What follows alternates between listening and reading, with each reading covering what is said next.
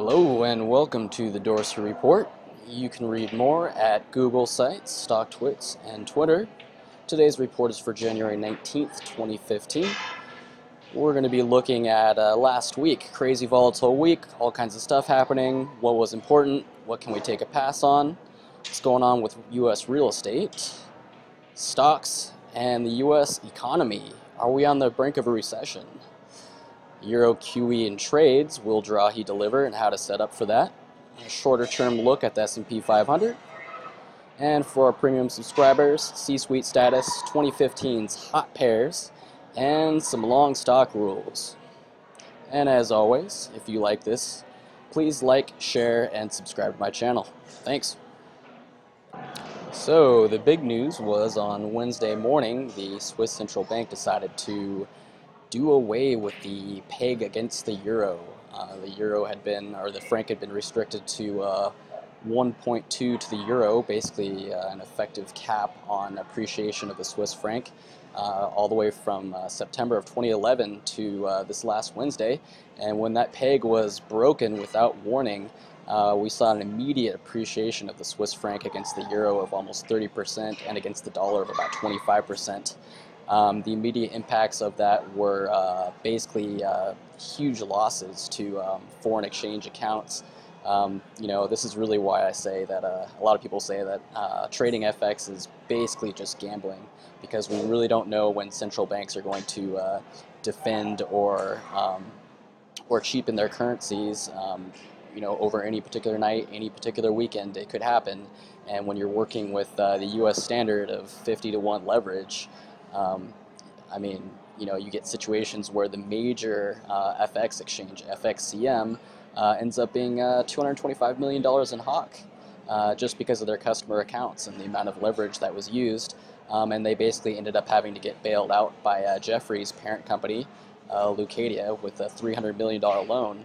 And we're talking just one exchange company here. Several banks have reported losses in the hundreds of millions of dollars. We also saw major John Hancock currency fund down over 8% last week. So we're talking losses in the billions of dollars just because of this one move.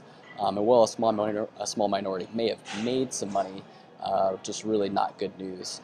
A little bit more macroeconomically, this is going to be tough for the Swiss economy. It's going to be tough for their exports. Also for the wider euro real estate markets, a lot of mortgages were basically accounted for in terms of Swiss francs. So basically those mortgages just got 20% more expensive, at least 20 to 30%. And even though the Swiss have lowered their target deposit rate to a negative 0.75% now, there's still going to be capital flight from the euro, from other international economies to Switzerland as the traditional safe haven that it's played historically. So definitely something to keep an eye on longer term, but I think the very short-term damage has been done.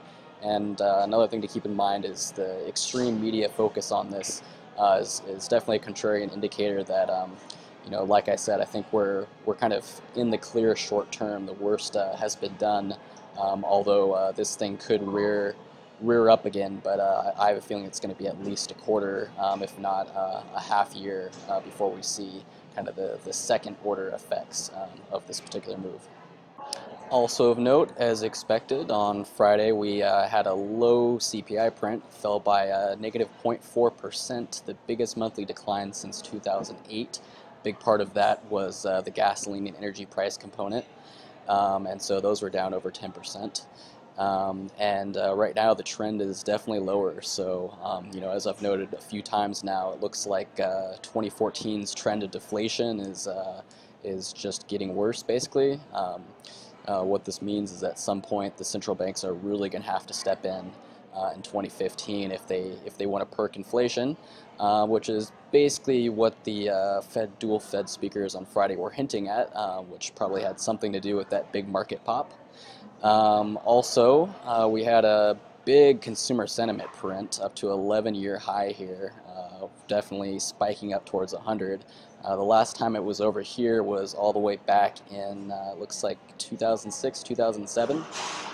So that's a reassuring sign because consumer sentiment is definitely a coincident indicator with the US markets at least, but we will see how that pans out. As far as the immediate week to come, we've got one Fed speaker tomorrow, Tuesday. Not such a big deal. The big Fed meeting is going to be the week after this week. That's going to be the FOMC. Always important to keep an eye on that. We'll see what they say. But as far as this week, we're looking at building permits on Wednesday and also existing home sales.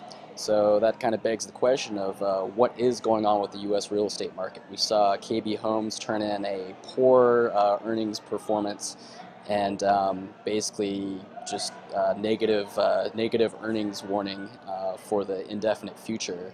And the stock also responded very negatively to the downside. So what is going on with U.S. real estate? In terms of relative asset performance, I mean, it's got a great looking chart, very strong RSI, I mean 77 almost. That's phenomenal. It's up 16% on the quarter. Really everything looks good so far. And we know that things don't stay hot forever. But as far as price action, which is always, that's the most leading indicator you can get, everything looks good. However, if we take a look at a leading indicator I've been keeping my eye on here, basically the real estate turnover in a very key county, Orange County, California, home of Disney. They also do some electronics manufacturing, but basically kind of a bellwether for the U.S. services sector, which is almost always the last to fall in terms of equities. But actually, when you look at the percentage of houses that are sold, so this is basically a percentage over here. Looks like we're kind of between 3 and 8%, say, of the housing stock turning over on an annual basis.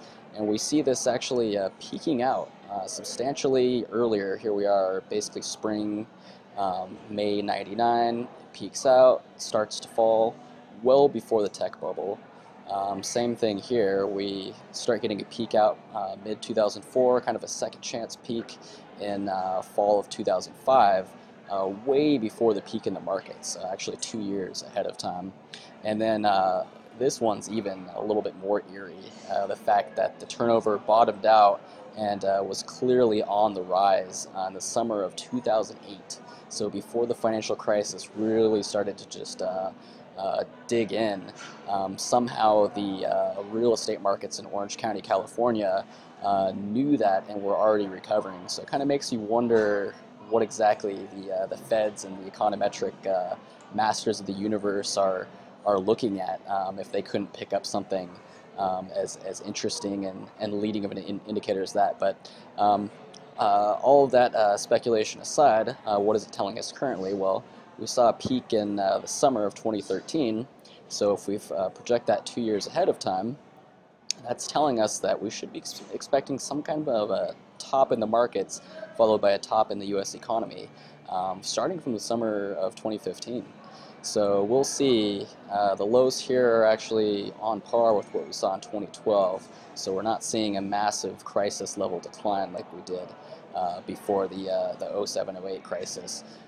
But still, we're definitely seeing a peak here that's due mid-year. Tom McClellan of McClellan Oscillator fame also has kind of an interesting metric here, which is basically U.S. tax receipts as a percentage of total GDP. So basically the effective tax rate on the entire U.S. economy. And looks like he's got an interesting threshold here where anytime it goes above 18%, it basically sends the U.S. into, at least the U.S. markets, into a recession, which whenever the U.S. large caps sell off, generally the economy follows. So since this is delayed by 12 months, it does look like we're going to breach that 18% threshold in the second half of this year. So yet another indication. Now, we did have in the late 90s several, I think 1 or 2 years above that 18% threshold before it really bit into the economy. But the thing is that I don't know if we're necessarily as strong as we were during the first tech boom in the late 90s.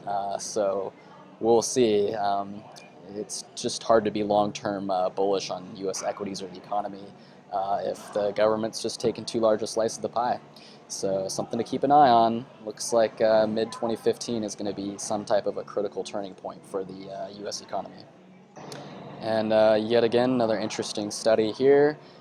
Basically, the U.S. is entering the 7th year of a bull market here on the S&P 500. And as you can tell from this chart, we've only had 2 instances of even 6 years, several instances of 5-year bull market rallies, but never 7.